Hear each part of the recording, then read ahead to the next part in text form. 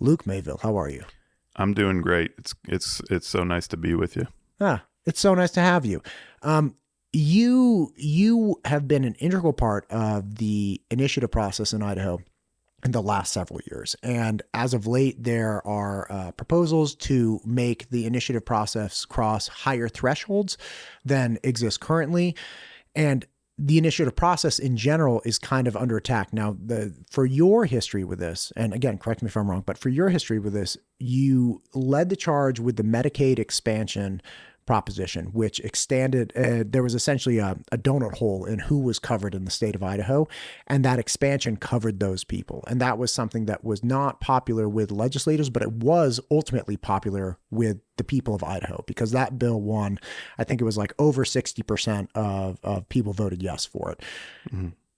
That was a win for the people of Idaho and what they wanted. And again, a bill that wasn't getting traction, or a movement that wasn't getting traction from the elected officials. Shortly thereafter, you also led the charge with an initiative process to increase funding or modify funding for public schools. In the midst of that, as you were successful in getting it off the ground and rolling, Governor Little did pass a bill or executive order, change some things around for funding to essentially achieve the goal that you were trying to get. So although that initiative process didn't actually go to term, it would appear, some would argue, that just the fact that you got it off the ground and rolling it in that direction was the impetus for his movement. Mm-hmm. So that was the second one. And then the third one that everybody knows is Prop 1. And unlike the Medicaid, Prop 1 was this gigantic campaign that did, in fact, get shot down by voters. And they said, no, like in a pretty loud no. They said, hey, we don't want this. And a lot of people in the wake of that said, hey, we should make the initiative process harder.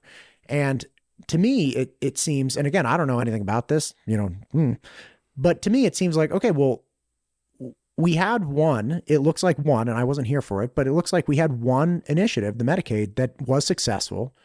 And then we had a very clear one that was unsuccessful.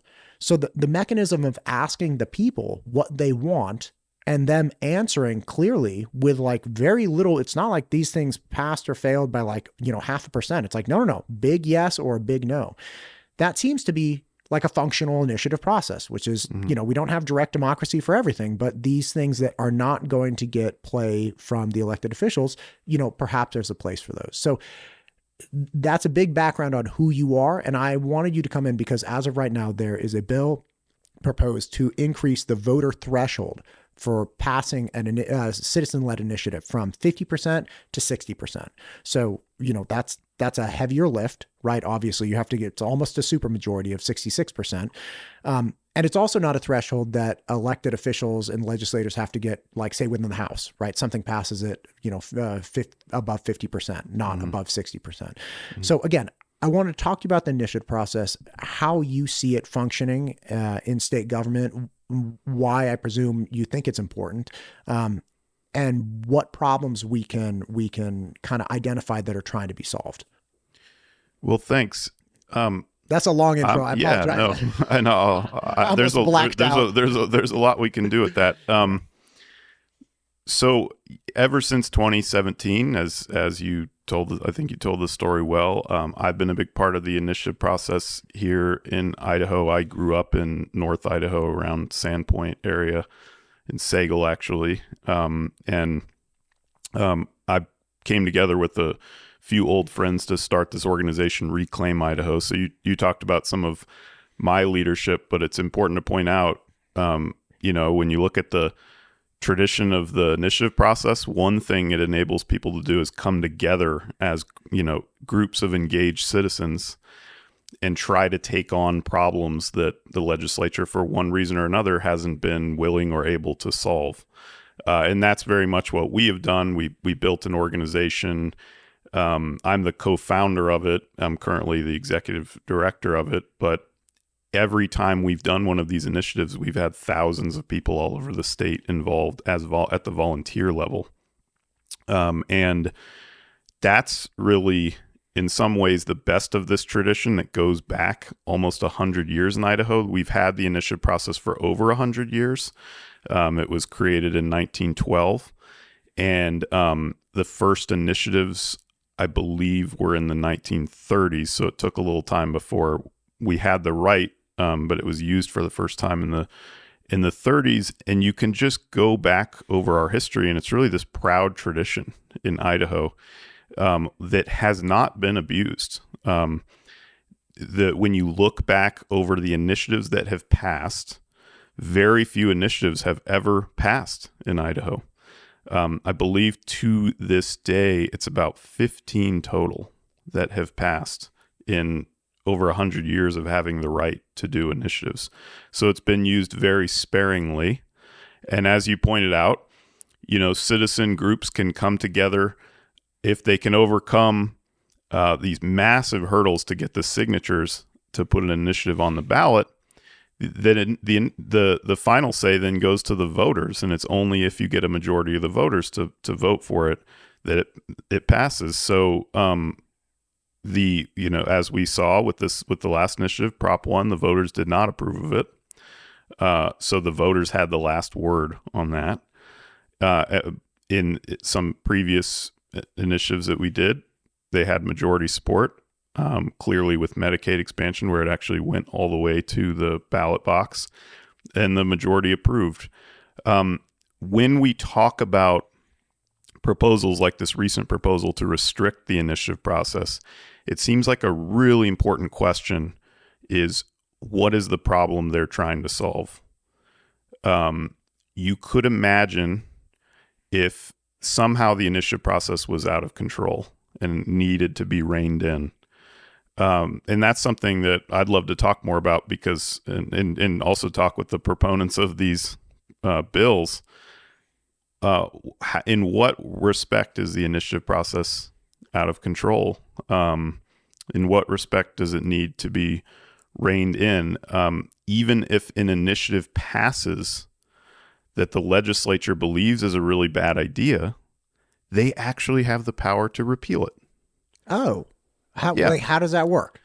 Like, say Prop 1 had passed. Okay. Yeah. And the majority, I'm just spitballing, and the majority of the legislature is like, this is a terrible idea. This is terrible. What would have happened? Or what could they have done, rather? Well, let's say, to maybe put even more of a point on it, let's say it had passed. The legislature thought it was a really bad idea. And then maybe they even had arguments that, here's some things the voters didn't consider that we know, that we've since learned. Sure. So there's actually good reasons to repeal it or something. I clearly wouldn't believe that, but let's say they thought they were in the right and they had really good reasons to believe it. Maybe voters didn't fully understand what they were voting for, or whatever it was. They could repeal it. They could simply, this is something that people really need to understand about the initiative process. It has the force of law when you pass an initiative, but it's nothing more than a law. So just like any law that the legislature passes, it can be repealed, and it can be it could be replaced, or it could just simply be repealed and removed. And that's important because around the country, sometimes in some states, there's a process where there are initiatives to change the constitution of the state. And when citizens change their constitution, then the legislature can't simply turn around and change it. But in Idaho, we don't have that right. There's no citizen-initiated changes to the Constitution. Only the legislature can propose changes to the Constitution. So when we talk about our citizen initiative process, all we're talking about is citizens making laws that can then be repealed by the legislature. So you have to ask, what problem is the legislature trying to solve here? Because they might say, well, there's a real danger with this initiative process that citizens can kind of rise up and pass these bad laws that then do all kinds of damage to our state. Well, we already have a clear mechanism for that, which is that the legislature can either alter or repeal laws that are passed by initiative. And it doesn't appear that there's like historical or recent historical precedents for that. Like, what initiatives have been passed that were really, really bad for Idaho and damage the state, right? Well, Yeah. And maybe I'm not understanding it. And when you go back over the history of the initiative process, you see things like, the citizens established Fish and Game, which turned out to be an extremely popular idea. Citizens regulated the practice of dredge mining, and that was very unpopular. They passed in 1974. The citizens of Idaho passed the Sunshine Law, which gives Idaho some pretty strict rules around lobbyists and campaigns have to disclose their donors and their contributions. That was passed. That was passed by a citizen initiative. So something that the legislature was either incapable or not keen on doing, the citizens came together and like, you're going to tell us where you're getting your money and what you're spending money on. That's right. Which is really interesting to point out right now, because some legislators are claiming we have to rein in the initiative process because we don't like the way money is being spent on these initiative campaigns. Well, that immediately raises the question: why are they trying to really restrict the initiative process? Why don't they propose like campaign finance reform? In our history, what we've seen is efforts to really reform campaign finance don't get through the legislature. Because the minute you propose, rules to rein in like campaign spending, lobbyists come in and shut those efforts down. And what we've seen in Idaho is that it was actually the initiative process that passed the Sunshine Law. So there's a real irony there in the effort to try to actually, blame the initiative process on the for these campaign finance issues. It's actually the initiative is the reason why we have strict rules around disclosure of donations and lobbying. And I have to, sorry to interrupt, but I have to assume that this really cuts both ways, right? So it's kind of like, okay, if we remove the initiative process, do we remove outside interference? By the way, I hate that. Like I hate Representative Moyle, right? I met with him during the primary, had an interview with him, great interview. And I really wanted to talk to him even before we had got connected, because he and former Representative Winder were getting destroyed with outside, mailers and all like things that are just outlandishly like laughable, right? Like one of them, I remember seeing one for Winder that was Fauci with a marionette puppet with the strings going down. And it was like, who even came, like, you get an A for creativity, but like, how in the hell are you aligning Chuck Winder with being Fauci's puppet? Like, this is insane. And again, I want to talk to him because, like, look, I'm not one of Mike Moyle's constituents. I don't vote for him. And like, that's it. I just want to make sure that if Mike wins or if he loses at the ballot box, right, in elections, that it's Idahoans fighting with Idahoans. I do not presume to have the right answer or know what the right thing to do is. I'm an idiot, but I do know that if Idahoans argue with Idahoans, we're more likely to get an answer that's best for us, not what somebody else wants. And I also don't like that Idahoans end up arguing with Idahoans because of a fight somebody else started outside, right? Like they get people worked up over these things. So, we have all of these problems with outside interference in our state because we're a low rent state, and it's very easy to like, throw $5 million at Idaho. You can screw everybody up. Like, and we become less functional, and we truly are. But in my mind, this bastion of very pragmatic, functional state government, far more than other states that I've observed. And we also kind of represent this functional conservative state that's like, yeah, look, we are conservative, and look, like we're all doing okay. Like, and that's not to say we don't have problems, right? We have problems we're addressing, but that really, really bothers me. And yeah, we should address that, but I don't see why the initiative, and again, I've reached out to Representative Skog. I'd love to have him in and understand this as well. But at this point, it's like, well, I don't really see, kind of to your point, I don't see, if we're worried about outside spending, there's a broader problem than the initiative process that pops off, every couple of years. And, as we saw, one, Medicaid passed and Prop 1 failed. Yep. Okay. So like, that can't be the real, that can't be the bulk of the problem with outside influence, right? Like I'd look at the hell that, you know, Moyle and Winder went through. It's like, that's a problem. They spent like $300,000 and $400,000 against these guys individually, you know, like, so 700 to 800 collectively to just run these smear campaigns against these people who have been representing Idaho for decades. It was incredibly distasteful to me. Right. I mean, and yeah, again, in 1974, we used, and I say we, I wasn't alive then, but we used the initiative process to actually regulate campaign spending by requiring disclosure. And it might be the case that the only way there's going to be stricter regulations on outside spending in the future is going to be through the initiative. It's going to be because someone proposed an initiative to get that done. So the idea that you would somehow solve the problem of outside spending by trying to kill the initiative process or hobble the initiative process, it really doesn't make any sense. To give another example of how the initiative process has been used, in 1982, citizens came together and they passed the very popular, to this day, the very popular homeowners exemption for property taxes. And that campaign, I was thinking about that campaign recently, so I really dug in, went back and looked at some of the history, and there's some old documents from around that time and reporting found that they didn't spend any money on that campaign. They had an all-volunteer signature drive to put this homeowners exemption on the ballot, and then they had no money for advertising. And so it was this grassroots campaign through and through. They responded to a big problem that the people of Idaho cared a lot about, like runaway property taxes, right. and you know, just the need for relief, which is still very much one of the biggest problems in our state.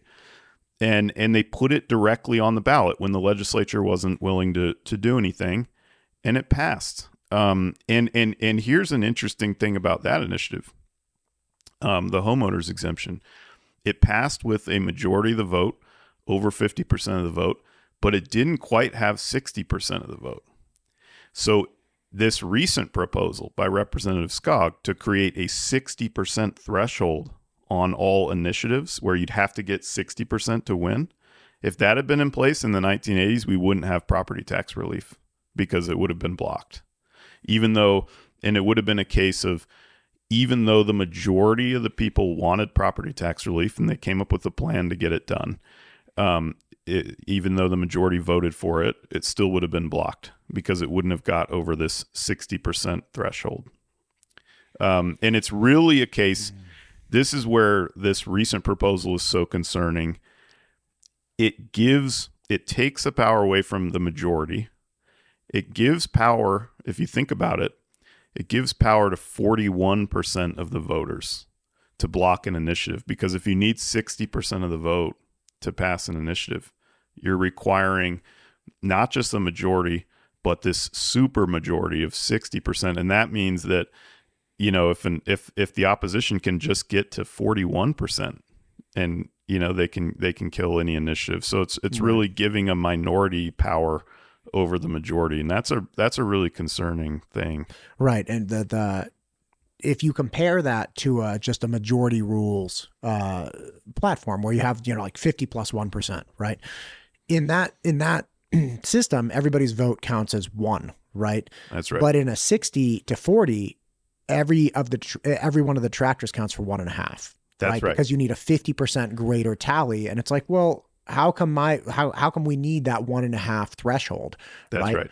So if you're an opponent of a campaign, your vote is a lot more powerful. So there is a real argument that it goes against this idea of one person, one vote, because every voter isn't equal in that process. If you think an initiative is good and it should pass, it turns out your vote doesn't matter as much as if you just want to go and vote no.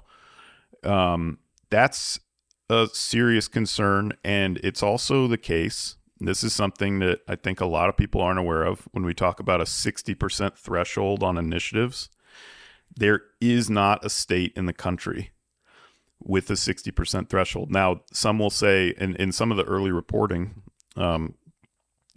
some compared it to what they have in Florida, where they noted that, okay, even in this last election, there were some initiatives that were blocked in Florida because they didn't get all the way to 60%. So we're just creating a Florida style system. It's nothing new. That's not true, because in Florida, the 60% threshold is for constitutional amendments. So again, when voters in Florida are voting to change their constitution, they have an extra burden. Yeah, and you can see the argument for that. I don't because think the legislature can't repeal it. Yeah, not that I would agree with it. It's not very relevant in Idaho because we don't even have those types of constitutional amendments in Idaho. But yeah, that would be the argument for the 60% threshold is, yeah, you want to create a higher burden if the voters are doing something more permanent, if they're actually changing the Constitution in a way that the legislature then can't alter, right? Then, yeah, give them a higher burden. Again, I'm not saying I think that's a real debate, but there is not a state in the country that says it should be a 60% burden for all ordinary laws passed by initiative. The closest thing is that a few states have said, if you're passing an initiative about a certain policy area, then there's a higher threshold. So Arizona, now they have tax increases. But that's where the argument has been, this is an issue that's touchy enough that, and again, you know, that would be a whole debate, but at least there's been a rationale there where they've said, we're not going to do this with all types of laws that are initiated by citizens, but in this one area, we're going to be more careful. There has not been a state in the country that's required over a majority that's required 60% for all laws initiated. So this would give Idaho the most extreme restrictions on the initiative process of any state. I interviewed Dr. Jackie Kettler from BSU, who's a poli-sci professor, a few months back, and we were talking about this, the initiative process and direct democracy, and that it really does. I mean, we set it up so we were not a direct democracy for a number of reasons, right? Mm-hmm. And that's important to keep in mind, I think, at least for me, when it's like, okay, we're making the initiative process, but like this isn't the primary means of passing laws anyway, right? This is like a supplemental thing. Do you think there's a concern over falling into this direct democracy kind of pitfall here, that they're saying, hey, we have to disincentivize this because it's getting a little too weird? Well, this is again where you go to this question of, you know, when legislators really try to rein in the initiative process, restrict it, or even eliminate the ballot initiative. What problem are they trying to solve? And you could imagine them saying, okay, direct democracy, that's not the original way our system was set up. And this is getting really out of control because so many laws are being passed by initiative. And you could make that argument in a few other states, possibly. So for example, in some election years in California, there's like, you got to like read through a whole novel of all the different initiatives that are on the ballot, and it's so real. And that has not been a problem in Idaho. In the last several decades, you could count on one hand how many initiatives even made it on the ballot. So, and I think we've looked into this before, but it's something like, on average, you know, in recent decades, like, you get one or two initiatives per decade on the ballot, and entire election cycles go by without any initiatives on the ballot. So we don't have that problem. Sometimes it's called like cluttering the ballot. We've never had that in Idaho history, and that's in part because we already have such steep requirements for signature drives for getting things on the ballot. It's really difficult. So again, there's no clear problem that needs fixing here. You know, historically, you know, before getting into this work, my main line of work, I was teaching and writing, about the founding era of the United States. And you read about like the old concern with the tyranny of the majority, right? Like the idea that Like we're a representative republic. We're not a democracy like ancient Athens. Yeah. Where ordinary people just stood up and voted to make laws, and ordinary people would join in the town square and vote about issues of war and peace. Like whether to direct, and not to vote for a candidate, but to actually make the decision about whether Athens is going to war. The old general's like, oh no, not again. Oh, right. And there were principled arguments made that are, that if we were in a political theory seminar, you could have a whole discussion about like the potential problem of tyranny of the majority all this stuff. And but some bring that up, that these old arguments up, as a reason why you would really want to eliminate the ballot initiative process in Idaho, or again rein it in. But again, here's the thing. Number one, very few initiatives ever make it on the ballot. Number two, even when they make it on the ballot and then pass, they can be repealed. Number three, and I think this point is critically important for, historically, like in the founding era, if somehow an initiative gets all the way through, makes it on the ballot, passes with the voters, and then the legislature is like afraid to repeal it, maybe because it's so popular, but it violates people's rights, or if it's we have the Supreme Court. We have the court system. Yeah. So the court says so when people bring up the tyranny of the majority, they usually don't have any answer to the follow-up of what about the court system? If if somehow the majority really oversteps, like really bullies the legislature, and they're all afraid of never getting elected again, the court system doesn't have to worry about that. They're just like, I'm not about that life.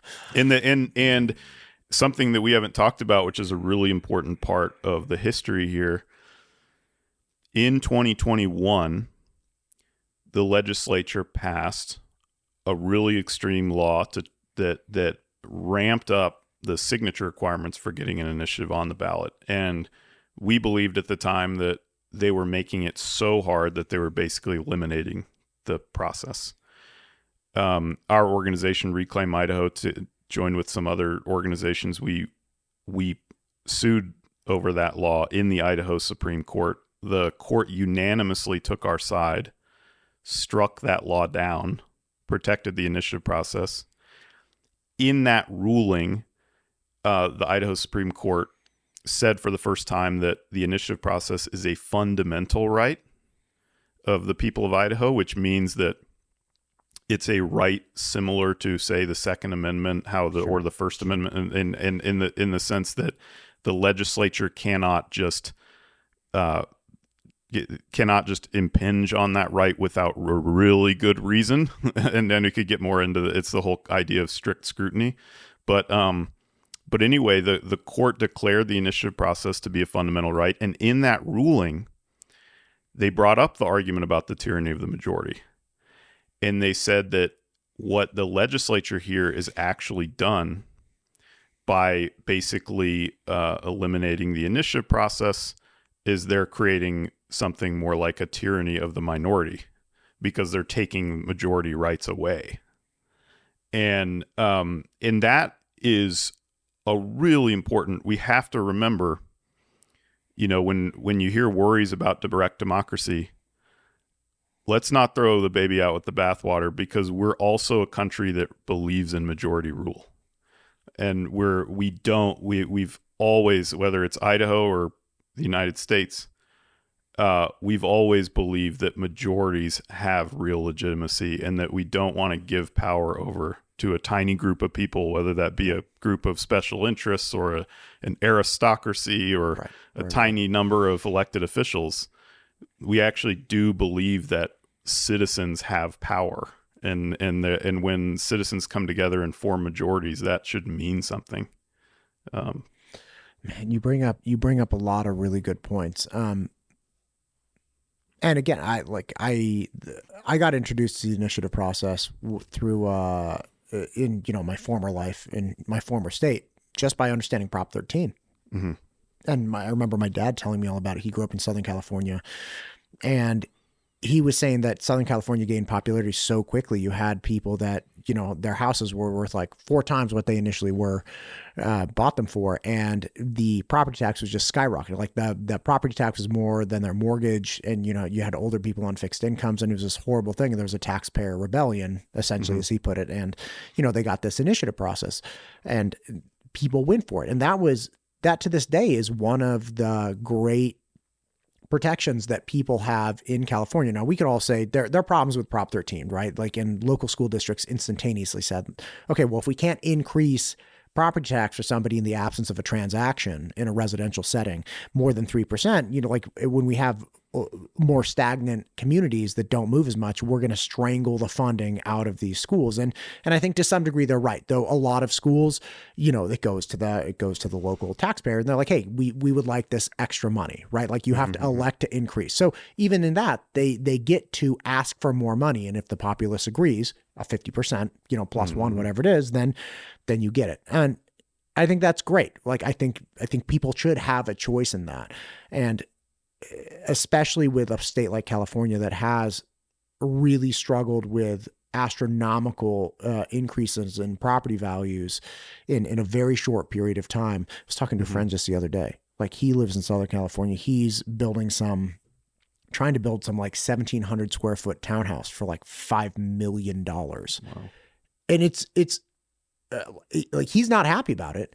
He's working his tail off in enterprise sales, you know, just grinding every day, essentially like sucking his life away, trying to make revenue. And that has become a big problem. Anyway, but again, I do agree with you that I think it's great to have participation and the initiative process, either at the state level or the, you know, just asking local voters. I really actually enjoy that. And I know there are problems with that. And some areas like Salmon, for instance, doesn't have a tax base to really like fund, you know, school expansions and things of that nature. It's like, okay, like there are these problems, but taking the power away, again, I don't know why it's important. I'm just an idiot. And if Representative Skog would like to come on, I would love to have him to understand his perspective, because we all should understand that that's one of the big things, which is, hey, you could be missing something. I definitely am missing something. And just understanding, okay, well, look, this is the problem that we're trying to solve, or this is the issue. Beautiful. Let's just tell people that so they understand, because it is really easy to see your perspective, which is, hey, you know, this is just trying to hamper citizen participation. And if he's like, okay, but, you know, Matt, look at this stuff. Great.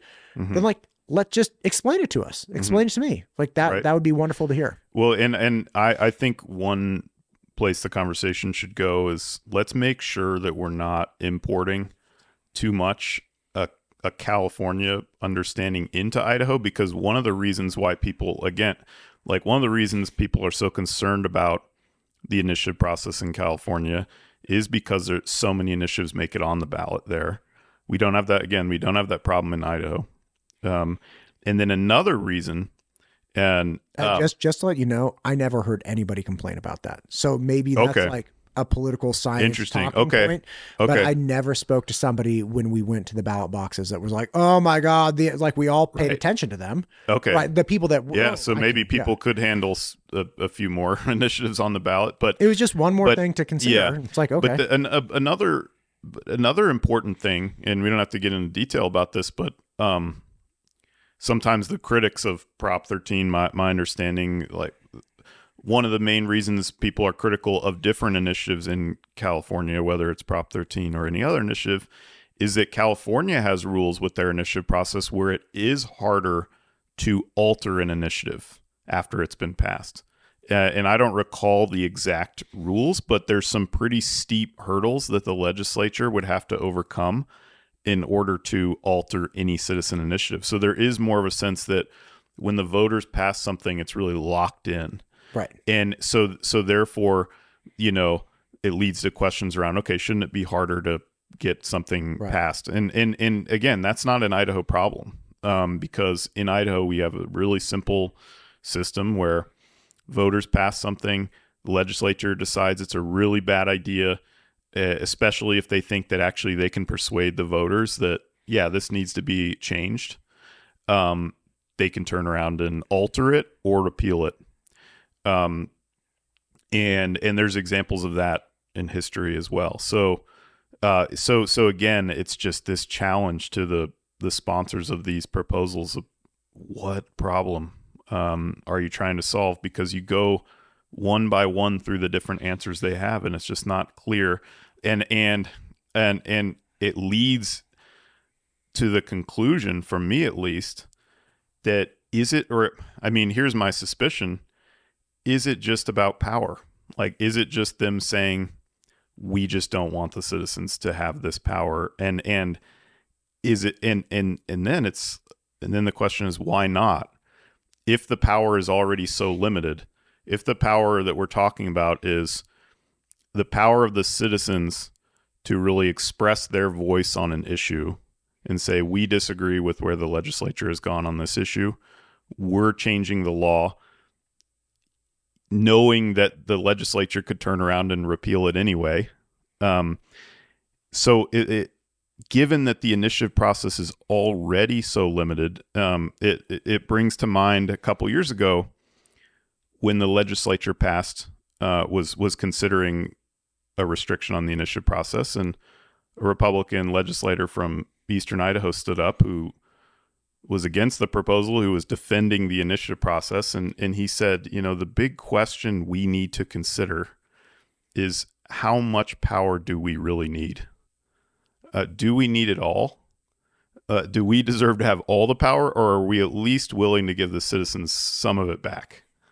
And that really seems to be what's at stake. Given that the proponents of this recent bill don't seem to have an answer to the question of what problem they're trying to solve, you have to suspect that it just comes down to them not really liking the citizens having that power to really express their voice. Well, again, for me, for my liking, I always give the most charitable and accurate interpretation, which is I'm an idiot and I just don't understand. Most charitable and most accurate. Right. So I hope we find out more, because this does seem like a big thing that's going to be affecting the state. And there are a lot of those bills did this round, and school choice is one that's gigantic and really interesting as well. A lot of different facets of it. So yeah, hopefully we can find out more. But look, I know it's a working day. Is there anything you'd like to add here at the end? The question of money in politics is so important. And I would just urge people to think about, when we talk about trying to rein in, outside spending or spending on campaigns, how are we going to accomplish that? And just urge people to really think very carefully about, is this question of, is attacking the initiative process really the way to do that? Because you might not like one initiative campaign or the other, but the reality is, throughout our history, we've had some incredible grassroots campaigns, including the 1982 campaign to create the property tax exemption.